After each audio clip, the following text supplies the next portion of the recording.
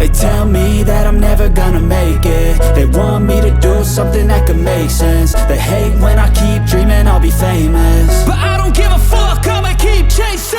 I got all this potential that's deep inside of me, but they hate when you're successful cause they try to be. They sit there being judgmental because you're trying things, and they just want you to settle and do the right thing. So get a good job, don't slack off. Wake up every morning, make a good impression on your boss. Don't do anything that I wouldn't do, and when you're making money, make sure you don't spend it too soon. Fuck that, I'll do